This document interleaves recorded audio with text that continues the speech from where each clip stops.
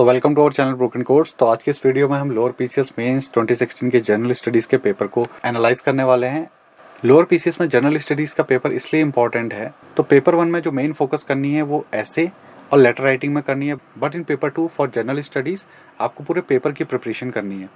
और general studies का syllabus बहुत वास्ट है, तो जनरल स्टडीज के पेपर को मेनली इस वीडियो में 2 पार्ट में हम डिस्कस करेंगे। पहला स्कीम्स और अदर्स के कंपैरिजन में, और स्कीम्स में भी 25 वर्ड्स में जो क्वेश्चन स्कीम से बने हैं और 100 वर्ड्स में जो क्वेश्चन स्कीम से बने हैं। और लास्ट में हम नेशनल और उत्तराखंड से रिलेटेड जो क्वेश्चंस यहाँ पर फॉर्म हुए हैं उनको डिस्कस करेंगे। तो सबसे पहले हम स्कीम्स यहाँ पर देखते हैं 25 वर्ड्स में क्या क्या स्कीम्स पूछी गई थी 2016 में। सबसे इंपॉर्टेंट जो यहाँ पर पॉइंट है स्कीम से रिलेटेड वो है टाइमलाइन, कि कितने पुरानी स्कीम्स इस पेपर में पूछी गई थी।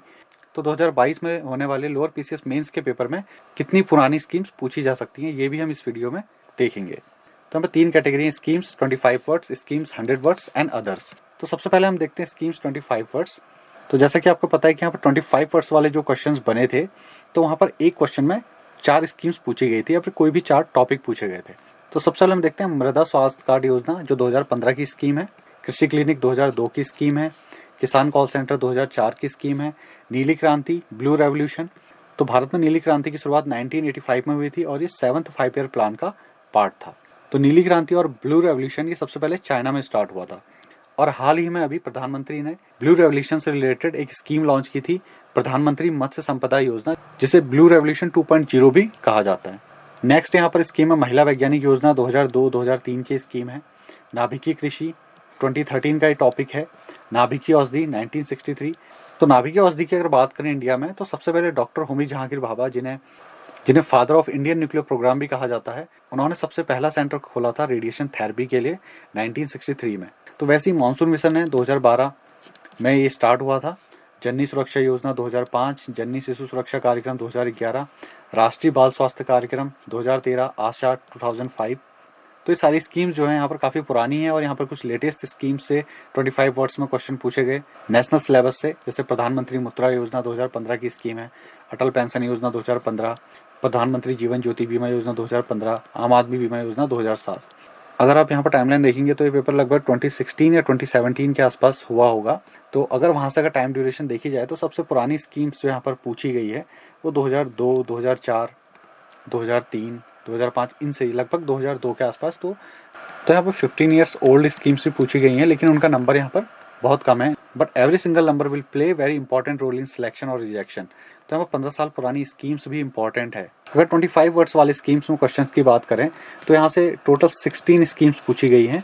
तो इन 16 स्कीम्स से देखें तो यहाँ पर 40 मार्क्स के क्वेश्चन पूछे गए थे। अब सेकंड यहाँ पर देखते हैं schemes 100 words of national importance. तो राष्ट्रीय ग्रामीण स्वास्थ्य मिशन 2005 की स्कीम है, स्मार्ट सिटी योजना 2015 की स्कीम है, भारत में निर्माण मेक इन इंडिया 2014 की स्कीम है, बेटी बचाओ बेटी पढ़ाओ सबके लिए आवास शहरी मिशन 2015, ये सभी स्कीम 2015 की नवामी के। और यहाँ पर एक पॉलिसी से भी पूछा गया है क्वेश्चन, कौशल विकास और उद्यमिता नीति 2015।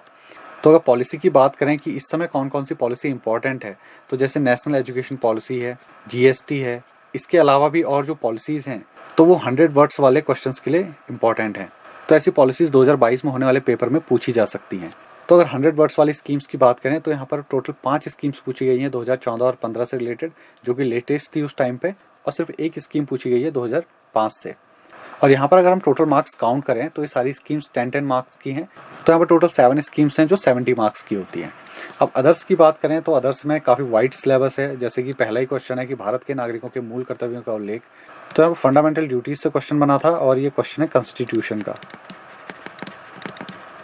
और सेकंड बना है यहाँ पर हिस्ट्री से भारत छोड़ो आंदोलन के कारण, या फिर ये बोल सकते हैं फ्रीडम मूवमेंट का एक क्वेश्चन है। और लास्ट यहाँ पर क्वेश्चन बना था अदर्स में, ये बना है इंडियन आर्किटेक्चर से, जैसे गांधार कला, सांची स्तूप, अजंता एलोरा, खजुराहो। तो 25 वर्ड्स में 4 टॉपिक यहाँ पर पूछे गए थे। तो 10 मार्क्स का ये हो गया और 20 मार्क्स के ये हो गए, तो टोटल 30 मार्क्स का अदर से पूछा गया। फाइनली अगर यहाँ पर कंक्लूड करें तो नेशनल सिलेबस से काफ़ी क्वेश्चन बने थे। तो नेशनल सिलेबस से अगर टोटल देखा जाए तो 70 + 30 100, 100 + 40 140। तो 140 आउट ऑफ 200 मार्क्स के जो क्वेश्चन थे वो नेशनल सिलेबस से यहाँ पर बने हुए थे। तो इसका परसेंटेज लगभग आता है 70%। तो नेशनल सिलेबस वाला जो पार्ट है वो बहुत इंपॉर्टेंट हो जाता है जनरल स्टडीज़ के पेपर के लिए। यहाँ पर 70% इज़ अ बिग नंबर। और सभी स्टूडेंट्स को जो मेंस की तैयारी कर रहे हैं उनको इन टॉपिक्स पे ज़्यादा फोकस करना चाहिए एज कंपैरिजन टू उत्तराखंड। तो पाई चार्ट में हम एक बार इसका कंपैरिजन देख लेते हैं। उत्तराखंड पीसीएस मेंस जीएस 2016, तो एक क्वेश्चन यहाँ पर स्टैट से बनता है क्योंकि स्टैट सिलेबस में है और यहाँ से एक 10 मार्क्स का क्वेश्चन तो पूछा ही जाएगा। तो अगर देखा जाए तो नेशनल का जो पार्ट है यहाँ पर 70% है, उत्तराखंड का 25% है। अगर रेशियो वाइज भी अगर हम देखते हैं, अगर हम इस 10 मार्क्स को इस नेशनल में मिला लेते हैं तो नेशनल वाला 75% हो जाता है। तो 75% का मतलब हो गया 3/4 और उत्तराखंड का पोर्शन 25% है, ये हो गया 1/4। तो यहाँ पर रेशियो से भी क्लियर है कि आपको 3 टाइम्स मोर इफर्ट देना है नेशनल टॉपिक्स पे, जिससे कि आपका पूरा नेशनल का सिलेबस कवर हो सके, स्कीम्स और अदर्स के जो टॉपिक्स हैं। लेकिन यहाँ पर एक चीज़ और भी नोटिस करने वाली है, जैसे उत्तराखंड से 25% पूछा गया था 2016 में, तो ज़रूरी नहीं है कि इस बार भी 25% ही पूछा जाए। इस बार हो सकता है 30% उत्तराखंड से आ जाए और 65% नेशनल से आए, या फिर 60% नेशनल से आए और 35% उत्तराखंड से आ जाए। तो ये एक अनसर्टेनिटी है। तो नेशनल का पार्ट यहाँ पर ज़्यादा इंपॉर्टेंट है और इसको ज़्यादा टाइम देना चाहिए एज कंपेरिजन टू उत्तराखंड। और उत्तराखंड में हम ऑलरेडी 10 से 12 स्कीम्स कवर कर चुके हैं। तो अब नेक्स्ट वीडियो में हम कुछ नेशनल इंपॉर्टेंस की स्कीम्स को भी डिस्कस करेंगे।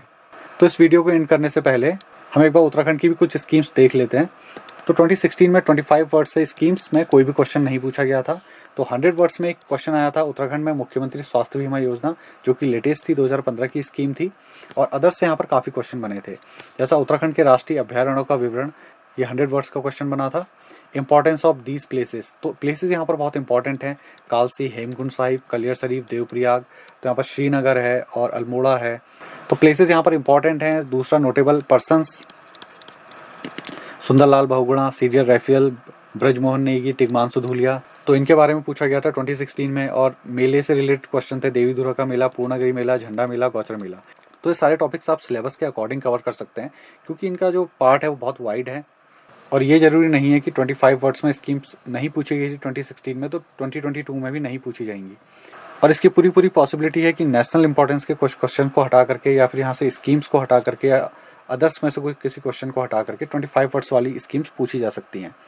तो आपको 25 वर्ड्स वाले क्वेश्चन भी तैयार करना है, 100 वर्ड्स वाले क्वेश्चन भी तैयार करना है और अदर्स वाले क्वेश्चन भी तैयार करना है for Uttarakhand point of view. I hope this video will give you a little more understanding about the general studies paper and help you out to refine your strategy for mains paper. See you in next video with some schemes of national importance.